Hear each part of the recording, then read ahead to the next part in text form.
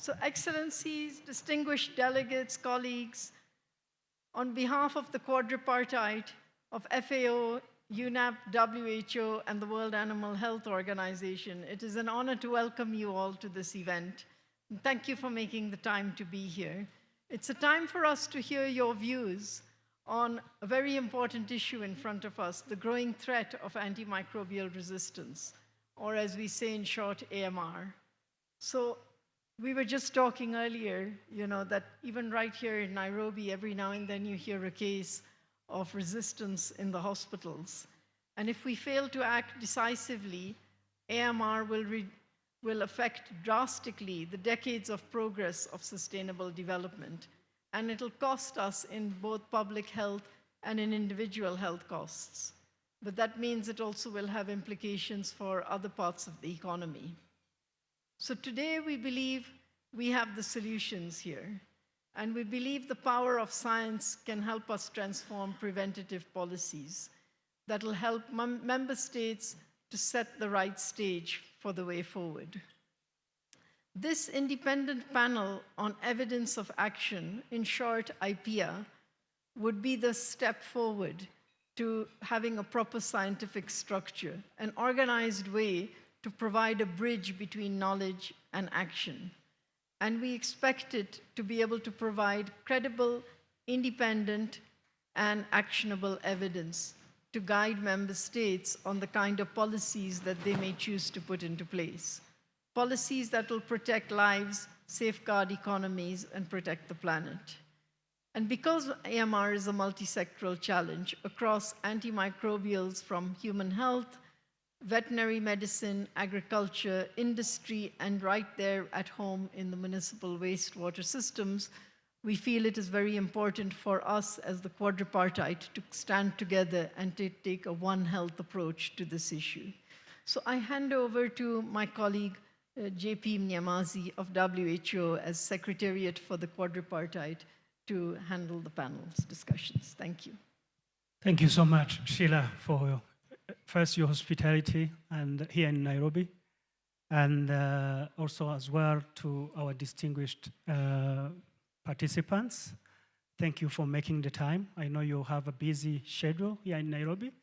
We are very glad as well to hear that your meetings have included AMR and that AMR considerations in the environment is growing, which is the right thing to do. So thank you so much for doing that. Thanks for the introduction, Sheila.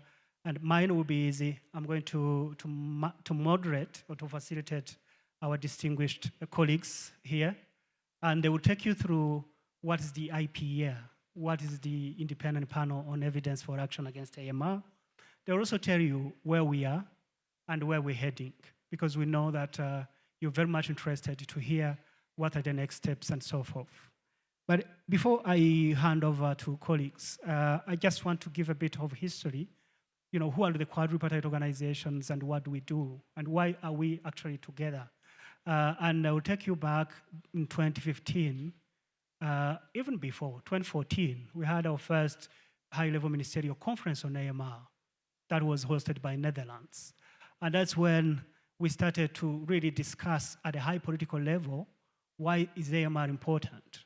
Then 2015, we had our Global Action Plan on AMR, which started as a WHO document, where AMR was mainly seen as a human health issue and as human health people to address, and human health organizations to address. So that's why WHO started it. And then the high-level meeting on AMR at the United General Assembly in 2016, that was really the first time that the One Health approach started to be the way to go.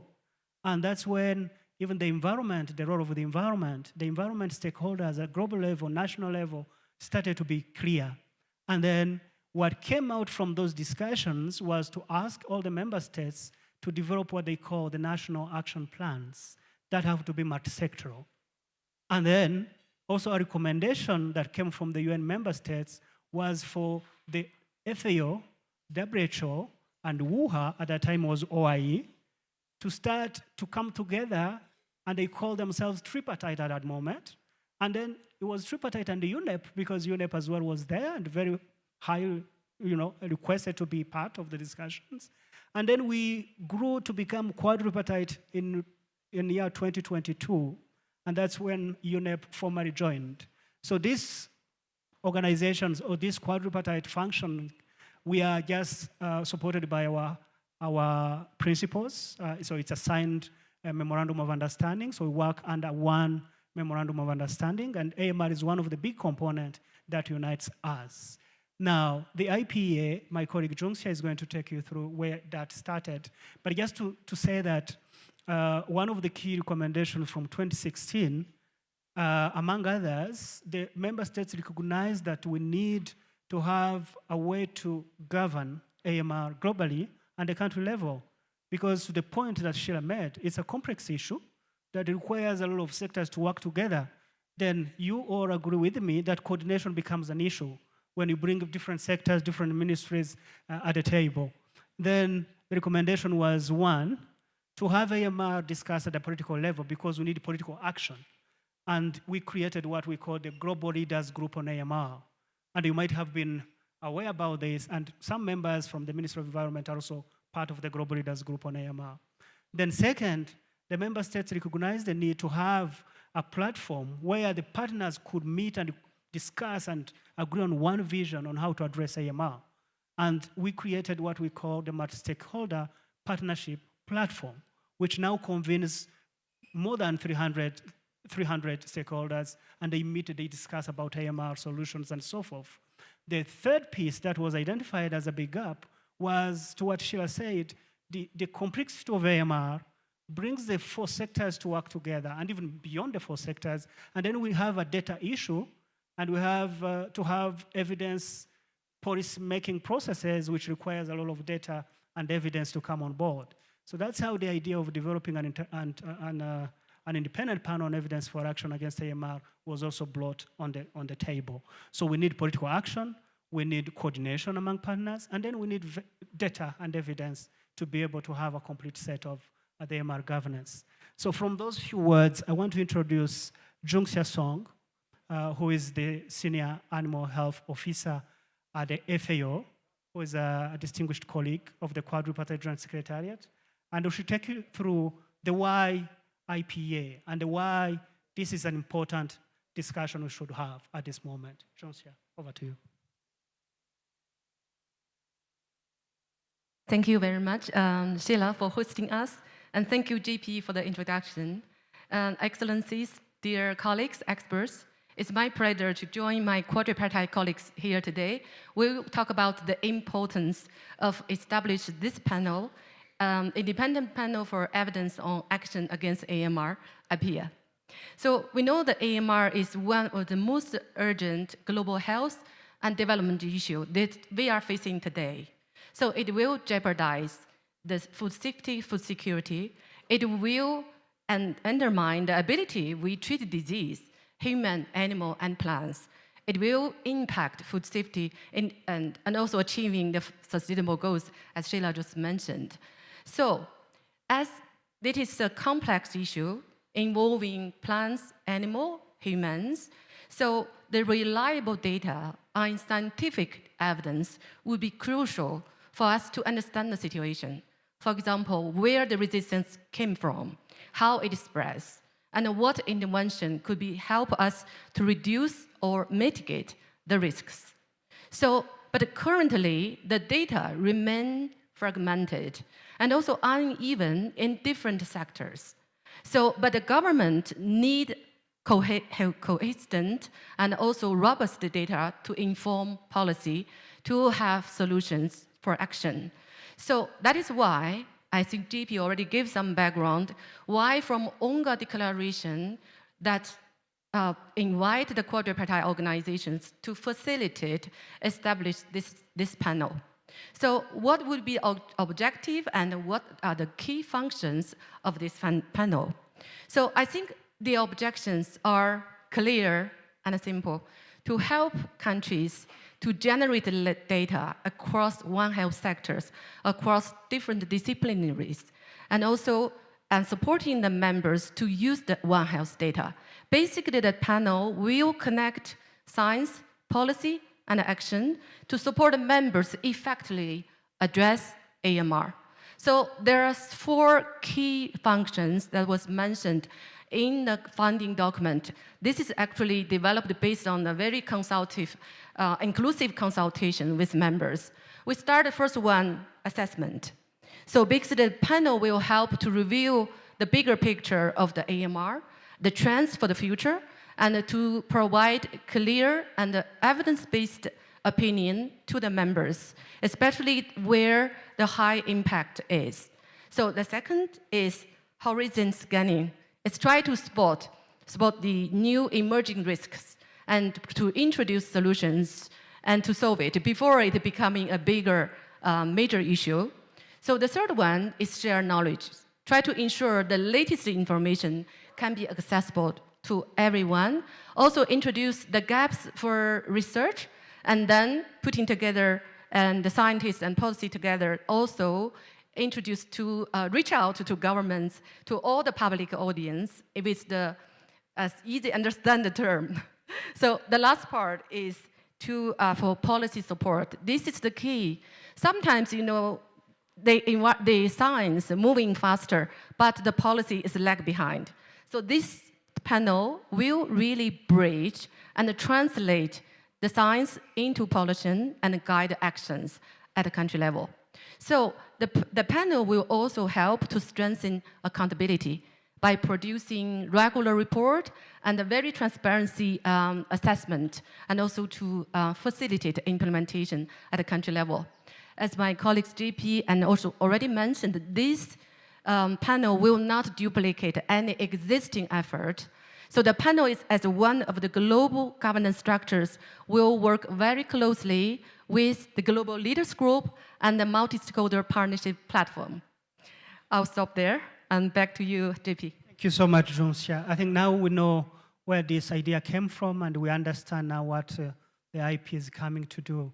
And then also Junxia mentioned that this is a mandate that we have been given by the member states at the last UNGA high-level meeting, so which invited the quadripartite to establish this panel through an open, transparent, and inclusive consultation. And I would ask now my colleague, Anna Mateus, who is the scientific coordinator at the WUHA, to take us through what the quadripartite organization have done so far in terms of abiding to this request by the member states. Over to you, Anna.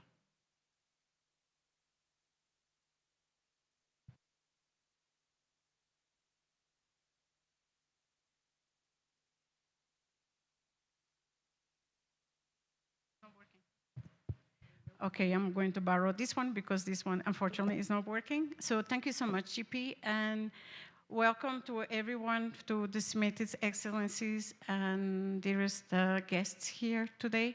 And thank you so much as well to UNEP and UNEP for the kind invitation to host this meeting today, this side event. It's really meaningful for us to be here.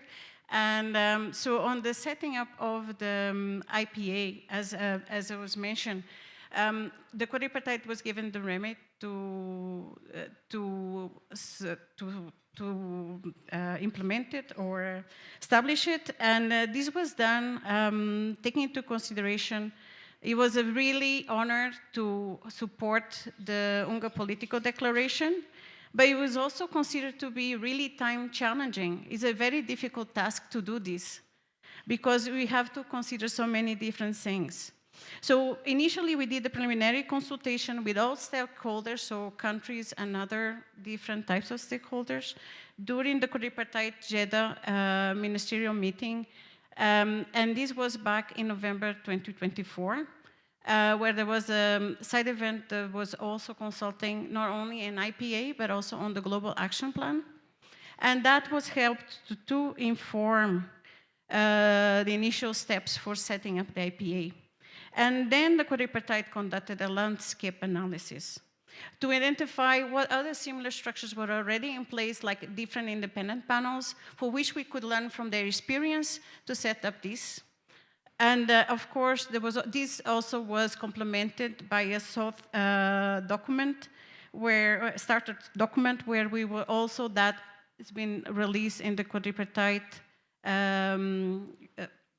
website. And these documents have been helped to shape the development of the initial draft. But first of all, we also conducted an open survey with member countries and also with stakeholders. And this was back in June, sorry, I got lost on the notes.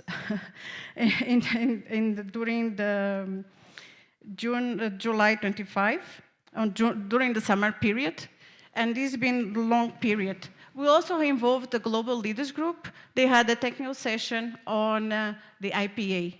And all of this has been very important to inform the development of the draft zero.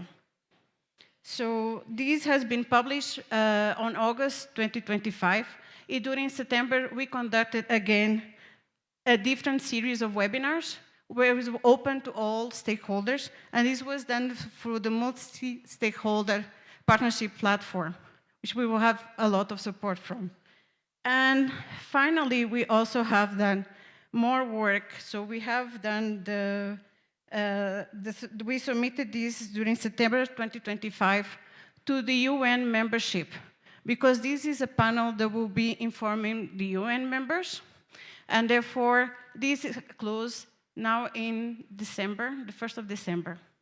And this will be very important because now we're currently conducting the analysis of the data that was collected, all the feedback that was received from your countries, to make sure that this informs the revision of the existing document, and then we go from there.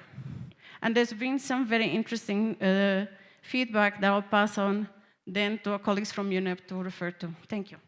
Thank you so much, Anna, as well for highlighting the lengthy process, but as well emphasizing on the importance of listening to everybody, and as well an emphasis on listening to the member states, because the panel has to serve the member states. The panel has to really be there and be accountable to the member states and the others. So now I'll pass it to Ms. Jacqueline Alvarez, Chief Chemicals and Health Branch at the UNEP, who is also a distinguished colleague, and she will be taking you through where we are and what kind of feedback we've been getting from the member states, because that's where we are now, and we are discussing about how we move forward from there. But I think it's important first to appreciate that you all really participated and gave us things to consider. So, Jacqueline, I know you have the details. Please, over to you. Yes, thank you very much. And as you very strongly heard, the panel is for you. So consultation process is not only a necessity, it's a must-have. And it's to answer priorities, to answer needs, to answer questions. But it also needs to be based in what your advice is. And this is what I am going to walk you through at this moment. And I will start maybe with your feedback on the panel's organization and operations. Key words come in: inclusivity, transparency, neutrality, accountability. So those 4 words are very, very strong in practically all of the feedback that we have gotten so far. But there is another very important message in here, which is the role of member states. And member states have been very strong in saying, we want to nominate experts. We want to be part of the discussions of the work program. We need to be identifying those policy relevant questions and answers, because this panel is to guide us for action, is to guide us in identify what are the best ways we can do things, responding in a One Health manner. So it's not answering one question that might not be in the context of a reality. The second aspect I will want to highlight, and this is of course not a surprise to anybody, is the sustainable finance and funding to the operations of the panel. And this is also why, and we have to really underline the importance of having robust and transparent processes. Because if the deliverables of the panel become relevant to you, it makes sense. Investments can come. But the investments is not only for the functioning of the panel, it's for member states to take action and to do the work that can be done. And those things are very strongly being reflected in the responses that we have. work program. That's the other point that we were very interested in hearing from you as quadripartite organizations. Again, transparency, inclusivity, responsiveness, and mainly priorities. Priorities from whom? From member states. But this needs to be an inclusive process, and that involves the interactions with the different stakeholders that are working with this. This is a scientific panel or committee that we quadripartite are putting forward for consideration at this moment, not for consideration, sorry, for consultation at this moment. But we need to be very clear on how those things are done, and processes to establish the work program are needed. And the panel itself, the committee itself will need to define its own priorities based on robust processes. Maybe fourth, and this is an interesting point, it is talking about stepwise approaches and evolution. So today you have had in front of you drafts to provide your comments, to say, yes, this resonates with us, this is the way to go. But some of you are talking about periodic evaluation mechanisms. Is the structure that we are putting today, because the form follows the functions that we need, making sense? Or we need to evolve over time? So that is also part of what we got as feedback. Don't stay with something that you established in 2015, 2016, but look how that is progressing, assess that progress through evaluation mechanisms, periodic evaluation mechanisms, and then look at the impact of that. There were also some comments about conflict of interest in the consultation process, how the procedures, what we called formally, maybe in the context of negotiations, the draft rules of procedure. So how are we going to, in a way, establish a panel with certain modalities of working, and what are those modalities of working? So you'll see as well that there is like a package of documents. So we have the foundational document, but there are also other things that need to come close to it. And this is something that in the consultation process can very strongly. How are you going to elect experts? How are you going to select your program of work? So that is also a very, very strong message from your side. So maybe in summary, I will repeat some words because in a way we need to emphasize, and that's the message that we're getting very, very strongly as quadripartite organizations, is the emphasis on accountability. We need accountability, and that is not only from the expert that will be constituting the panel, but it's also for everyone that will be attending and participating, because at the end of the day, as I started saying, the panel is for you. So you need also to look at it with that lens. Inclusivity, I mentioned it, transparency, but it needs to be aligned with needs. This is not an academic exercise. It needs to be action-oriented very, very strongly. So all of those principles are really resonating very strongly with us, and we are looking to revisit and relook based on these results or on these suggestions coming from you. It's really, I cannot tell you how valuable all your inputs have been, because we really want the panel to be credible. We need it to be effective and responsive, but we also need the ownership, your ownership of the results. And this is not only to address the global challenge of antimicrobial resistance, but is to really make things better. And instead of going in a way in single actions, we have opportunities to really create that momentum. So I have to thank you all for the commitments, the engagement, the discussions here at the open-ended CPR, and the discussions that we are having at this moment. And of course, needless to say, my quadripartite colleagues that are here today with us. Thank you so much, Jacqueline, and I will give you back the floor, Sheila. I think first to say the few people you saw on this panel are not the only ones. We have a strong team behind. at least each organization has mobilized 3 to 4 people, and we mobilize all our different departments, including the legal and the others. And we have strong support from the principals. And again, we're listening to you, and we're happy to have a few minutes to hear the feedback. Thank you. Thank you, JP. Maybe we can open the floor to questions, comments, suggestions, because as we think through this panel, it would be very good to hear advice from all of you. And may I ask, as you take the floor, may I ask that you introduce yourself and so that everyone knows. Uruguay?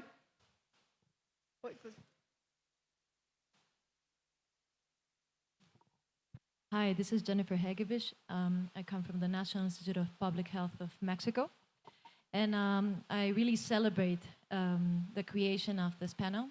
I wish we could have had it before, actually, this event of UNEA, because we've actually had many questions from different stakeholders, from different member countries, and they are concerned about evidence that and evidence that could have been prioritized by such a panel, actually.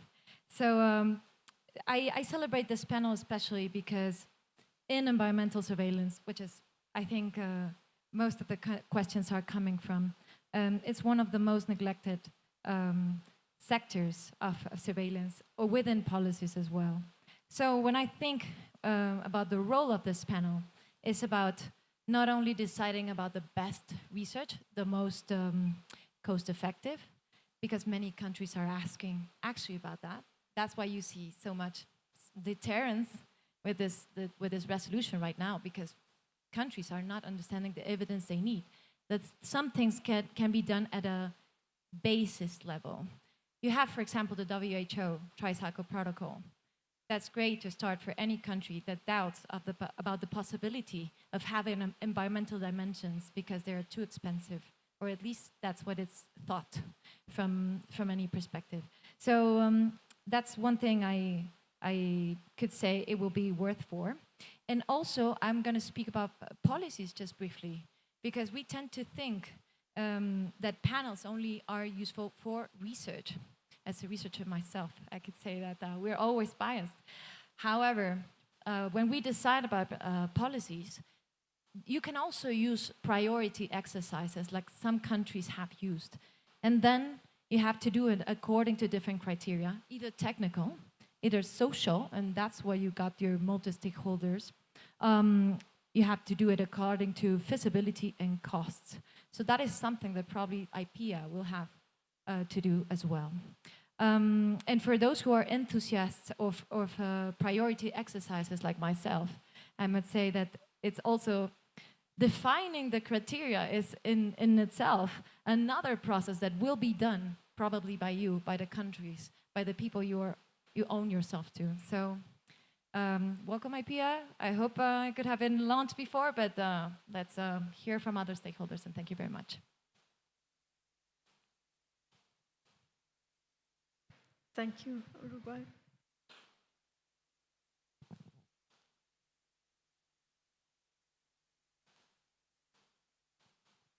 Thank you very much. First of all, I'm Valentina Sierra from GRULAC, from Uruguay, from the Ministry of Foreign Affairs.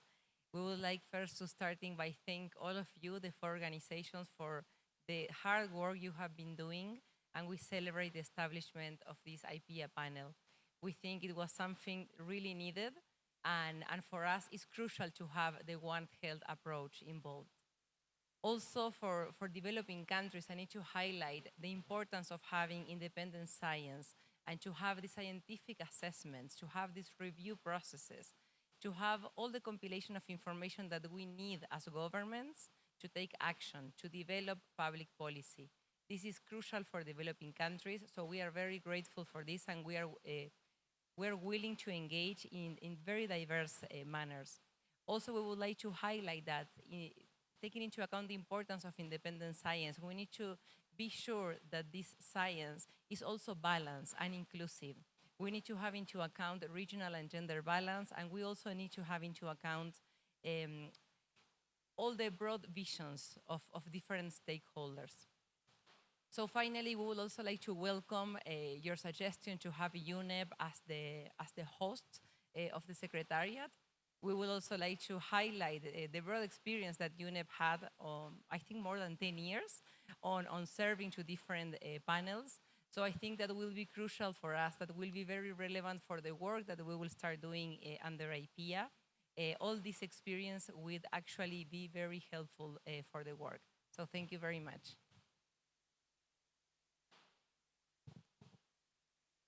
Okay, Spain. Okay, good evening, everybody, and of course, congratulations for the organization of this panel of the quadripartite that is so interesting for us, especially now that we are talking about a resolution on that. And just a few ideas. We know very well what is the problem of AMR is, especially in connection with human health. We talk about the silent pandemic. We know all the figures. We also know the problems in the veterinary medicine, with the overuse, with the abuse, with the problems, the political problems that it causes when we discuss about these questions. But we have a lack of knowledge about the environmental dimension of the AMR. And we can ask why we have this lack of knowledge. But for me, it's clear, and it's a problem of money. If we must study the environmental resistance, we need to use metagenomic technology. We cannot culture the batteries because most of them, it's impossible to culture, only 1% of them. So you need to have this molecular, metagenetic, these technologies to develop at least the knowledge where are the genes, how are distributed, are really reservoirs, how important they are. So it means money. It means a big money, and it needs a big building capacity, especially in less developed countries. So for me, I don't understand very well this discussion about which organization must host the independent panel, because I think that is not the problem. The problem is how the independent panel can help in providing more funds for studying the environmental dimensions of AMR. Thank you. Yeah.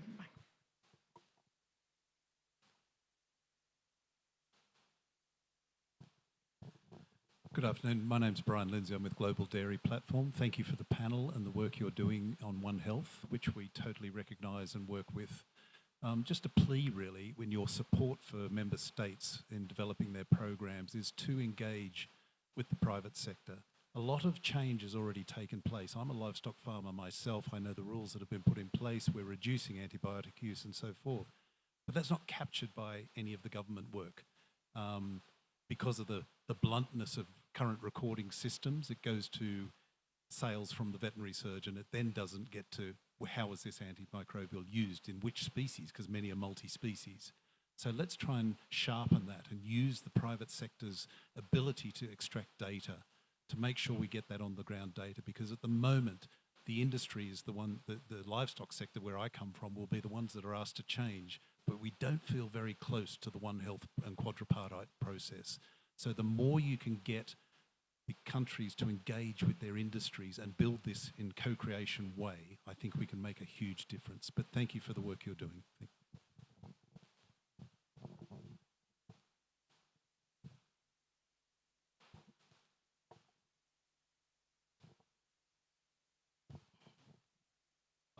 Thank you very much. My name is Uludai Odada from Nigeria, one of the regional experts on issues of chemical and waste. First of all, I'd like to thank the organizers of this meeting.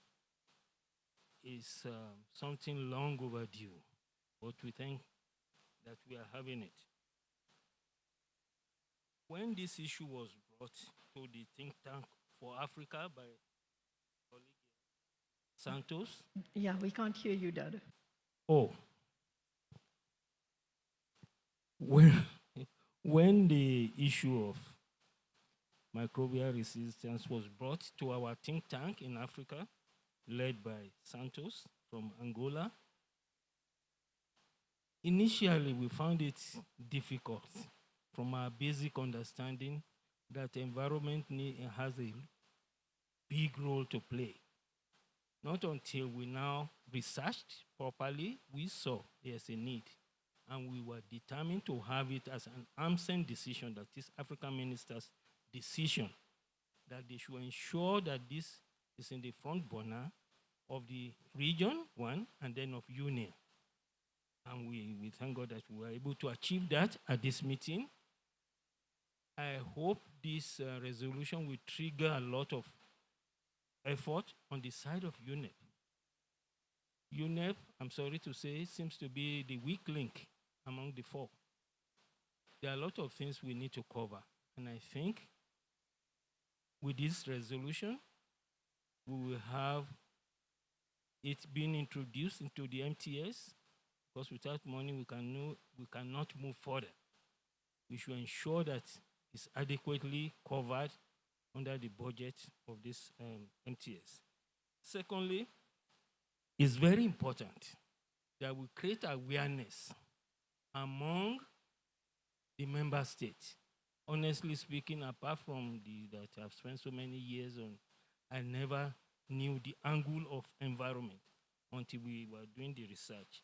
So there's need to create awareness, and there's urgency on the side of UNEP to adequately develop programs, just as WHO, FAO, all of them, they have done, to ensure that member states can fully participate in this issue. And in the paragraph 27 of the UNGA resolution, it was clearly specified that the panel should collaborate with relevant panels. So it's very, very crucial that we exploit that, reduce cost, and then see how we can move forward. Thank you very much.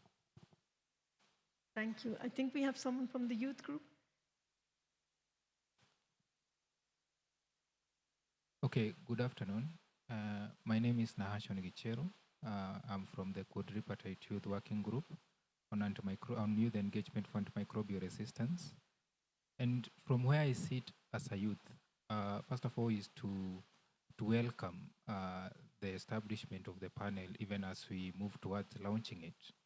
And youth, at the beginning, when our engagement in antimicrobial resistance discussion started, we were seen as just awareness creators.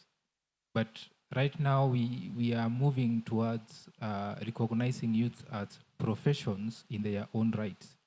And in IPEA, in advancing youth engagement, one thing I see, the evidence creation will be very important in helping to shape the messaging and the education to change the cultures in the professional corridors and in the community.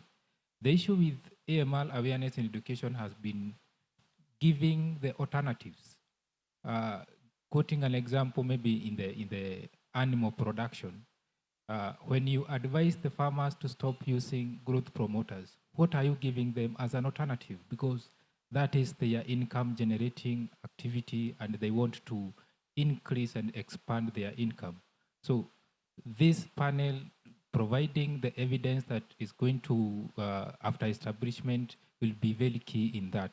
And also, as we also foster intergenerational collaboration in AMR response, we also hope to see youth as part and parcel of this panel after it has been established, because we are the ones who are going to live and exist in years, the 2050, with the very bad figures that we see of morbidity and mortality, either related to antimicrobial resistance. And we need to start changing, informing behaviors and changing the cultures at the community, and being the people who hold or at the center of the society.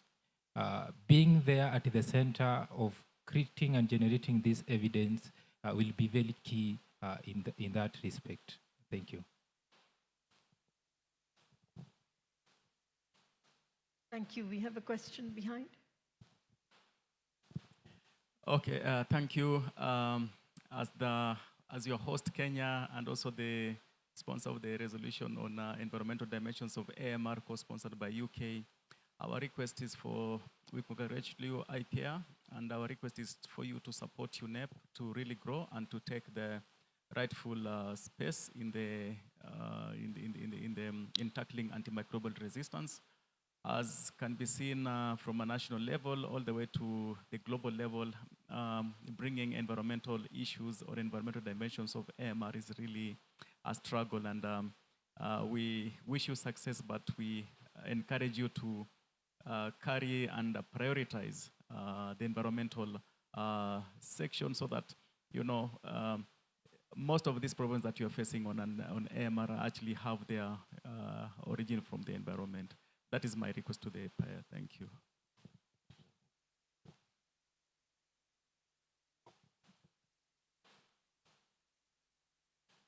Good afternoon. Thanks for this panel, for this informal discussion. My name is Wim Zwijnenberg from PAX. We're a Dutch peace organization. We're also part of an informal network looking at AMR in conflict settings, which is including humanitarian organizations, academics, and medical experts. And the focus of this network is looking at the AMR as a source and driver in conflict, and is active in Syria, Gaza, Yemen, Sudan, Ukraine. Particularly what we're looking at is, for example, the source of Acinetobacter baumannii, which is a particular kind of AMR strand which we see in conflict settings that are spiked and is linked with conflict pollution, particularly from heavy metals, linked with munition residues, affected water, soils. But also the burden of conflict on hospital settings that prevents treatment and also can spread to contamination of AMR. Following discussions a little bit on the resolution this week, it was notably absent in these kind of discussions. So to what extent, my question was, is the relationship between AMR and armed conflict on the agenda of the research panel and on the research agenda, and how can we as a research community provide input on these matters as the work moves forwards? Thank you.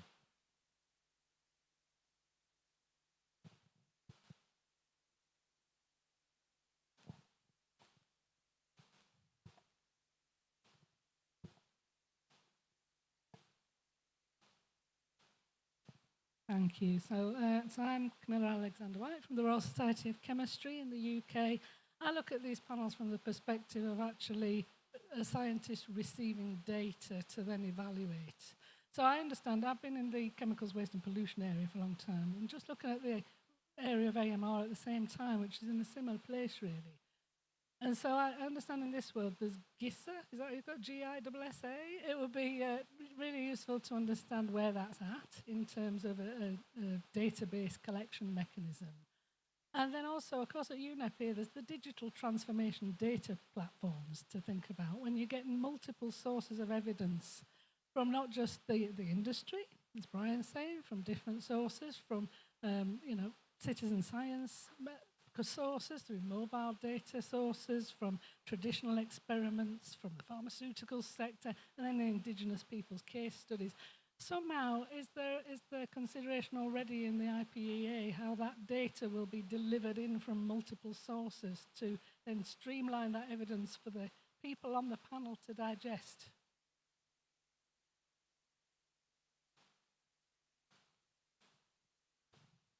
Thank you. I'm Jennifer Dower from the UK. I just want to say we've made such progress in a year here. In 2019, the Interagency Coordination Group on AMR called for 3 governance systems for AMR. The Global Leaders Group, now hosted by WHO on behalf of the Quadripartite. The Multi-Stakeholder Partnership Platform, now hosted by FAO on behalf of the Quadripartite. And it's great to see the progress that's been made on establishing the IPEA in 2025. And we very much, from the UK perspective, are very excited to see it come into fruition as soon as possible. I think, as we know, it plays a really important role in helping member states to understand the really complex evidence that is out there on AMR. and to help them to hopefully come to effective policies and cost-effective implementation on AMR. And it's great to see you working together as the quadripartite to deliver this, and very much welcome UNEP perhaps coming the host of this. I think it will help to bring balance and a One Health perspective to the AMR governance around the world. I think Jacqueline really clearly put out what the expectations are for the panel, that scientific independence, the transparency, the accountability to member states. And we very much welcome that. And having that focus on the member state needs is very important to the UK. We know that there are lots of situations where countries really struggle to implement their national action plans, and we've seen that on the floor here at UNEA as well, is that sort of strengthening of the environmental dimensions of the One Health action plans. And also in the AMR resolution, welcoming the global action plan that should hopefully be coming soon, and that expanding more into the environmental dimensions of AMR. It's clear to everyone here at UNEA how important AMR is, and we very much welcome the panel to help support those countries who need support on AMR. Thank you. For one more question.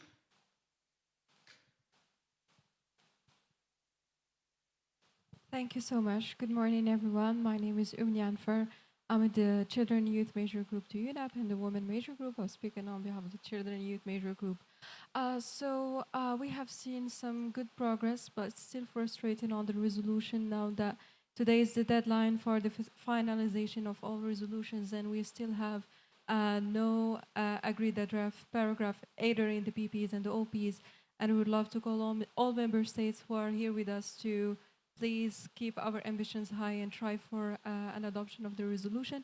And from here, I would like to take the opportunity to thank both Kenya and Uruguay for supporting a mention of the youth alongside civil society in OP7. And I believe that the progress needs to be further strengthened. Today I've discussed with some colleagues from FAO about their work on surveillance of use of antibiotics in plants, and I believe this is among the things that we can follow up through the panel. My colleagues here stress the need to have all civil society included in the governance structure of the panel, and we will be looking forward for that. So thank you.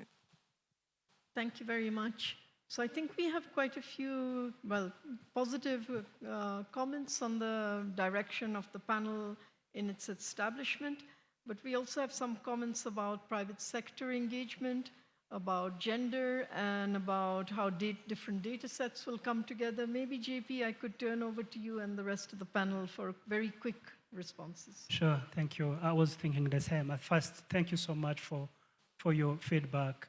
We appreciate that.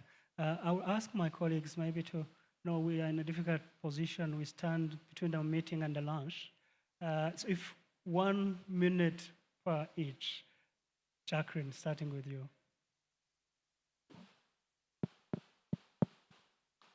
Well,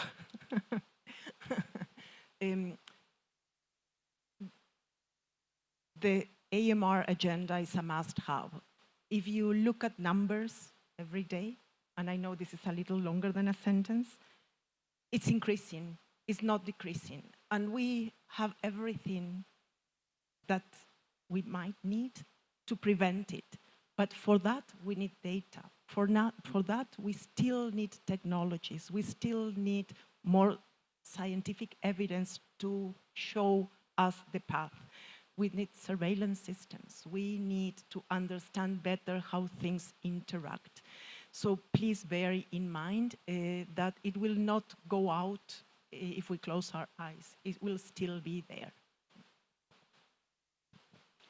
Thank you so much. And thank you so much for your support for the quadripartite in engaging in and setting up the IPEA and for your feedback. I would like to consider here that we need to engage. We have a big gap in data, as Jacqueline has mentioned. And we have the issue that, for instance, we have better data for the human sector, a little bit on the animal health sector, but we have gaps for environment and plants that we need to have. And there's also the issue of the quality of the data, that we don't have strong enough surveillance systems but also we don't have enough also engagement with the private sector. And how do we bring them on in the discussions? And how do we gather it? And I think then the independent panel will be the best way, because they will have to work on defining work plan to prioritize what the needs of the countries are and to consider where the action needs to go. And I'll pass it on to Jungshia for further comments. Thank you so much. Thank you, everyone. Very good discussion.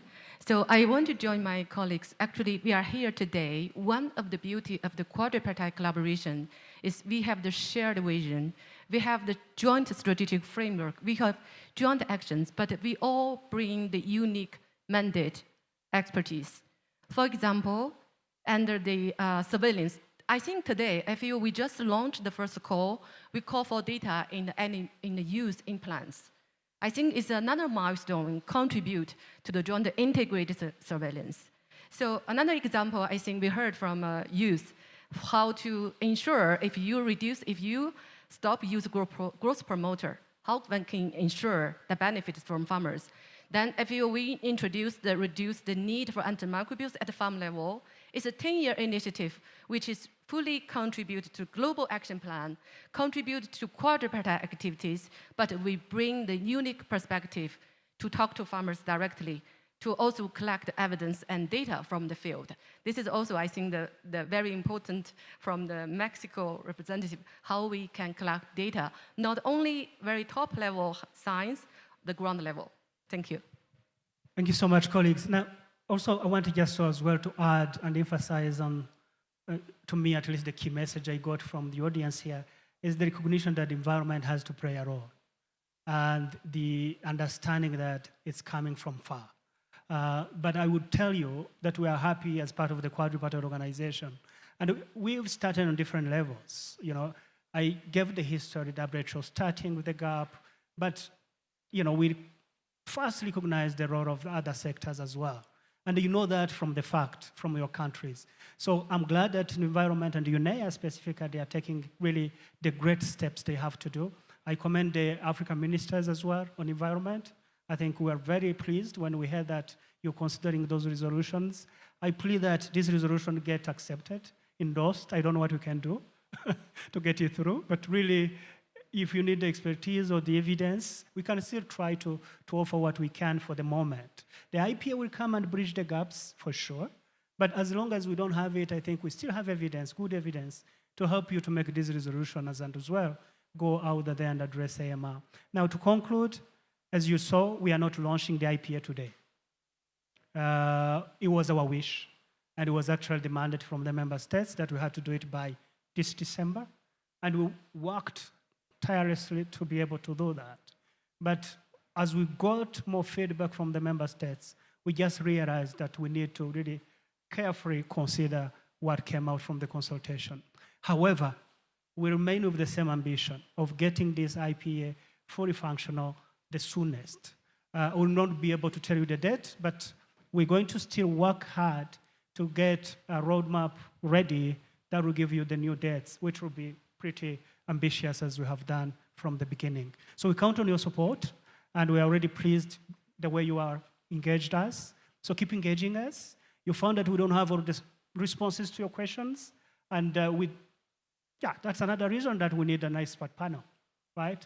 The right questions that you were asking, the databases, some of the data handling processes, the experts will help us to figure out, because we understand it's a complex issue, and that's why we need such panel to come as well on the table. We hope by your next UNEA or your next big environment meeting, we'll have this up and running, and actually the real experts can come and respond and provide the right advices to you. Thanks, Shira. Thank you. I don't want to hold you to keeping you from lunch, but just to say that any comments are very welcome, that we really look forward to trying to refine the thinking that we have now. And as JP says, we're still looking to if there are additional comments beyond what we've already had in the prior consultations and from this one, and there's some things, of course, that will come in the future documents, right? At this point, we just have a foundational document with the basic, let's say, structure to set it up.